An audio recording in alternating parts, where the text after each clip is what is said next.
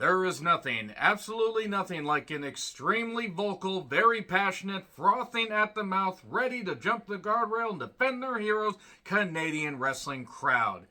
And my oh my, this event certainly had one of the best, most frothing, most rabid crowds in at least modern wrestling history. Let's talk about it. I'm John Renton with the retro review of WWE In Your House Canadian Stampede 1997, just past the anniversary of this particular event.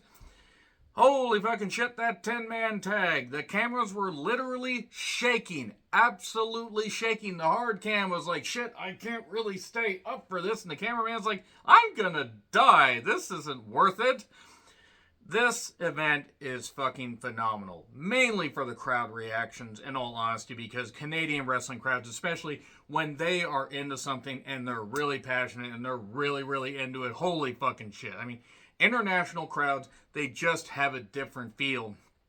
I'm not that familiar with the Canadian Stampede, the Calgary Stampede series of events. Anybody that's familiar, please let me know in the comments or refer me to an article. Tell me, like, maybe like some newspaper clippings I can check out. And because I'm not that familiar with it, but I know this much. Canadians love their wrestling, their hockey, and when their heroes are in town, they will let you know. If you try to get at them, they will pretty much be ready to jump the guardrails. Or as far as Stu Hart goes, maybe look confused. But then again, Stu Hart was older than dirt at this point. But still, Zoe Stark was there for his debut match. That's right. Let's put a Zoe Stark joke in this. Because why the fuck not? Anyway, Calgary, dramatic pause. Alberta, Canada. Good old Lance Storm. God, Lance Storm is so great. I very underappreciated. Hilarious follow on Twitter. The Canadian Airlines Saddle Dome. This is Saddle Dome. Yeehaw! 12,151 very vocal, loud fans. This will be a recurring thing with this review. I did review this show a number of years ago, but I decided, you know what? With the benefit of more info on this, and also just the fact that I basically have just enjoyed revisiting some of this stuff and adding some more detail and just adding some more energy. Because if you're like me, I know I'm like me, if you're a content creator, sometimes you might look at some of your old videos or just look at some of your old stuff and think, I could redo it. I could do it better with blackjack and hookers. But also, I just wanted to rewatch this and figured, why not talk about it? Because personally, I love this event. If you look at the card, you might think it's just the main event that the crowd would go nuts for. Oh, no. They were going nuts for the whole thing. The free-for-all match that they didn't show, but according to Wikipedia, which is never wrong, that's the pre-show thing, by the way, the Godwins, Phineas, Mom, Phineas and Ferb are making a title sequence. Yeah. There you are, Perry. They took on the new Blackjacks. Wyndham and Bradshaw. The whole shades of gray thing, and it's not about black and white and good and bad, it's shades of gray. Austin and Brett and all that hype. Vince, JR, and Lawler as cowboys. Lawler unable to get the hat over, away from his eyes. Yeehaw, folks. Ode to Joy being Triple H's theme just makes me laugh. I don't know why. I don't know why that does, but it just does. And China was in his corner. Video package on this match. What led to Triple H and Mankind continuing their feud. In all honesty, this being shortly after the series of, interview pieces between Mankind and JR, where Vince McMahon loved it, and finally he won, Mick won him over, and Mankind attacking JR and everything, and Austin like, so turning your babyface, huh? No, it's just this, you'll be babyface in 2 weeks. And he was babyface pretty quickly. So Triple H with China took on Mankind. This was a lot better than the King of the Ring finals that they had.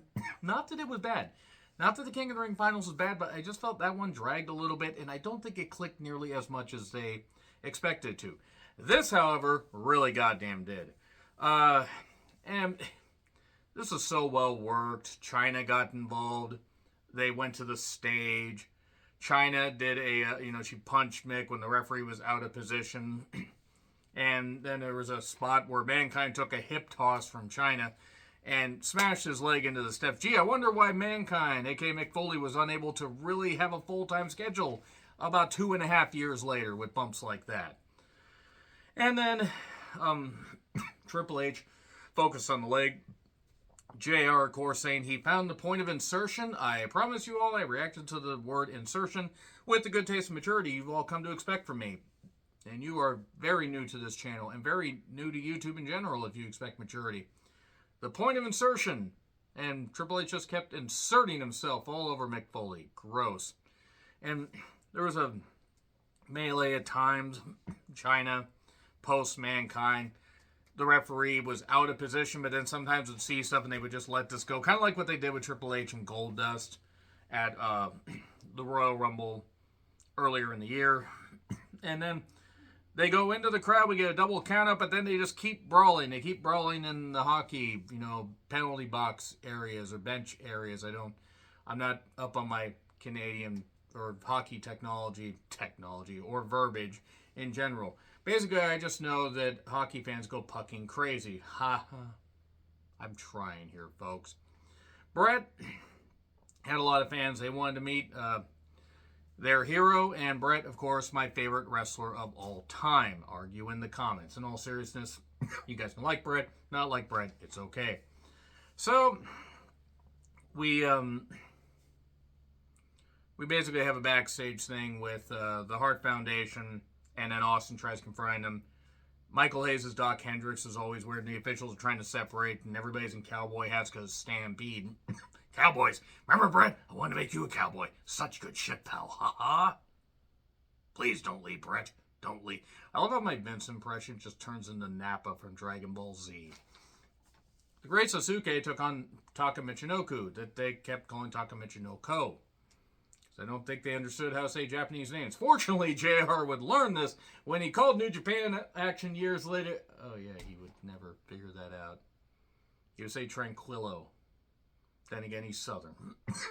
It wasn't dull, but then Triple H and Mankind kept brawling. So the fans, fuck that Vince impression I did a little bit earlier today, too.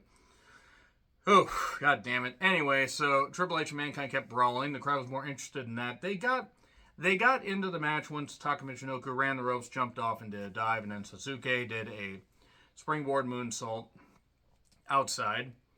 And then we got the Michinoku driver for 2, a moonsault for 2, but then a Tiger Suplex 1, 2, 3, and Sasuke gets the victory. It was what it was. It wasn't a bad match. And then we go to more Triple H and Mankind brawling, but this time among kegs and pallets, and Triple H is bleeding, and some of the fans either couldn't get in or said, hey, we're just going to go out there and we're going to see the Mounties. They're handsome, they're brave, they're strong. Okay, I'm sorry. I know that Mounties... Do Mounties still exist in Canada? Like, genuine question. Or was that just like something where that went out of style around the time Dudley Do-Right existed? Because I remember that there was...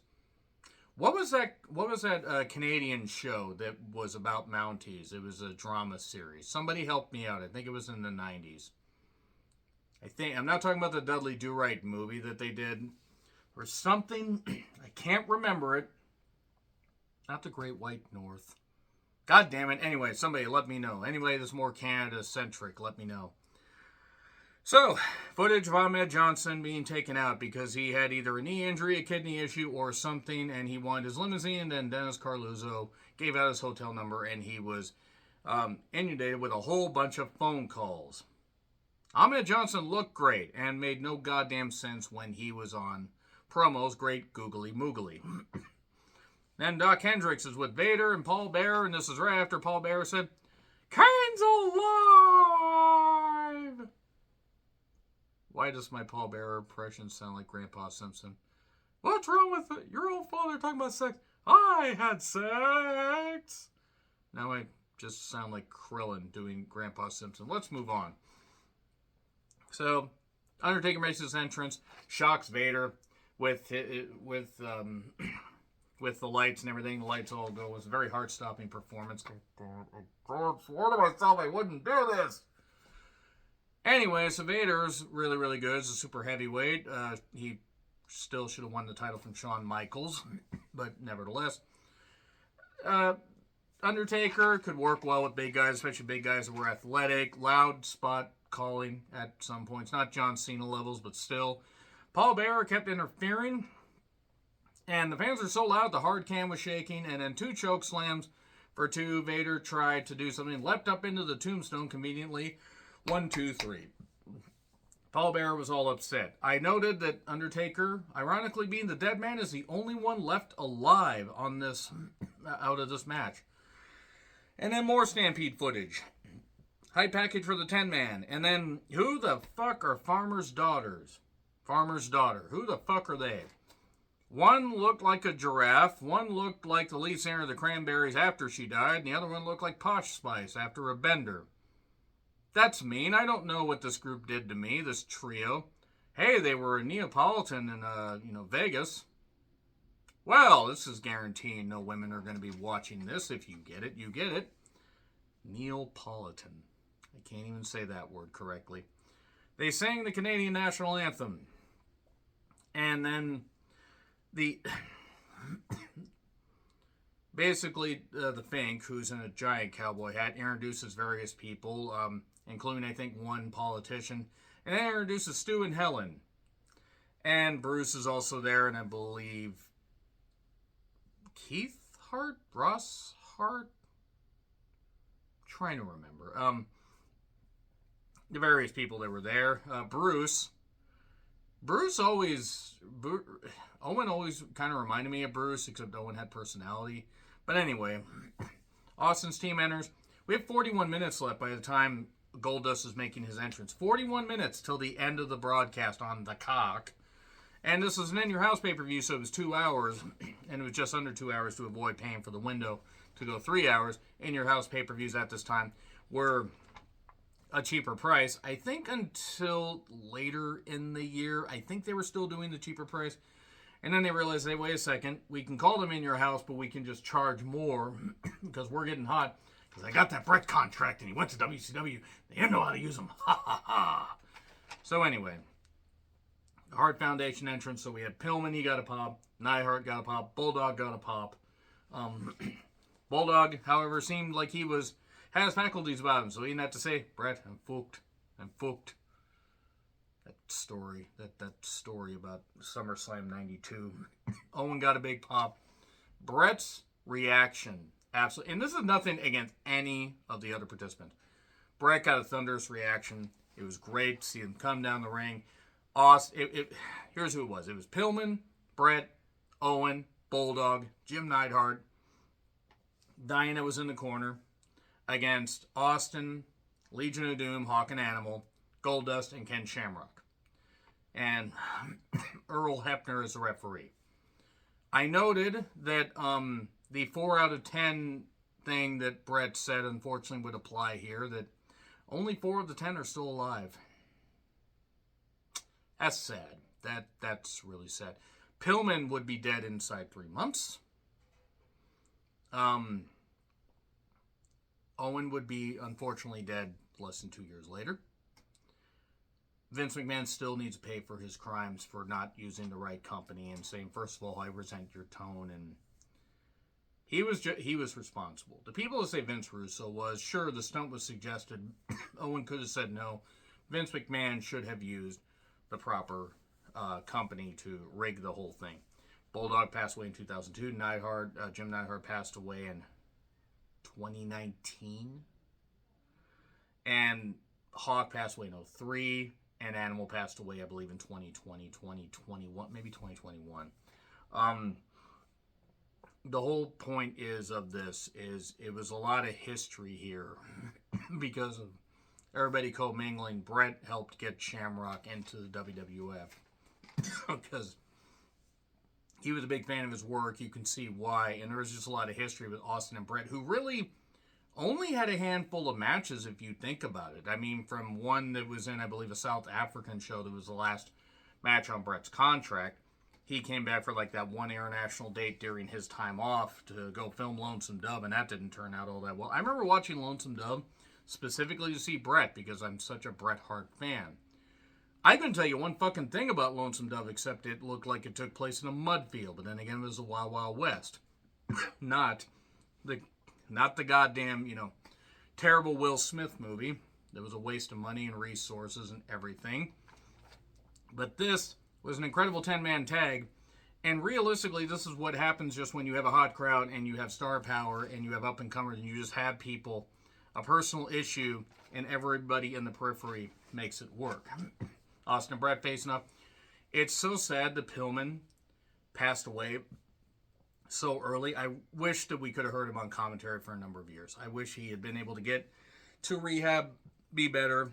Maybe Melanie could have taken his place instead, and we could still have Pillman, and that would have been nice. And I don't care about saying that. She was a pillhead and a goddamn piece of shit and treated her kids horribly. I stand by everything about that. That being said, Owen, he was taken way too soon. Way too soon. Owen at one point got taken out with the Doomsday device and with a couple other things and got taken to the back.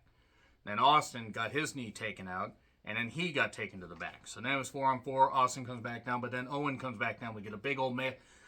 The camera was literally shaking at this point. Talking about the spots in this match would be absolutely pointless. This is something you need to experience. This was so well built. The incredible action, the atmosphere was absolutely electric. One of the best main events in WWE history. One of the best main events, period. TV, big pay-per-view, Mania, I don't care. You could put shit up there. This is one of the best main events ever for atmosphere alone. And they had, Bruce threw something at Austin during this melee. Austin went to attack Bruce, but then decided to attack Stu, who probably had no idea what the hell was going on. And bless Stu. I mean, I love Stu, but he was in his 80s at this point. And then Austin gets sent back in, and he's looking around, and Owen rolls him up. 1, 2, 3. Huge pop. Massive pop. Crowd explodes. And then we get more of a melee. Austin runs down to try and attack the Hearts. Gets handcuffed, gets taken out. Pat Patterson was one of the officials there, not attacking any of the ring boys, allegedly. Terry Garvin was thankfully gone by this point. Maybe not dead, though I would have hoped so. But nevertheless, Austin gets taken away in handcuffs, and then all the Hearts are celebrating, and everybody gets in the ring, including somebody apparently that was reportedly not an actual Hart, but just somebody that got in the ring. That was a very enthusiastic fan. Didn't do anything, thankfully. Young Natalia's in there, and everybody. Stu's in there. It was really cool. Helen was in there. And Zoe Stark was in the crowd cheering on the people that she saw make their debut in wrestling years and years and years and years ago. That's a good time as any to end on that particular note, but what a goddamn main event. Great shit. The Canadian Stampede in your house. One of the best WWF pay-per-views, at least of the 90s, if not ever. If not ever. I would still put that up there just for the atmosphere alone, the fact it went fast. Didn't drag. So anyway, agree, disagree with what I said, like, share, subscribe, Twitter handle in the description. I'm John Rentlin. I'll see you soon.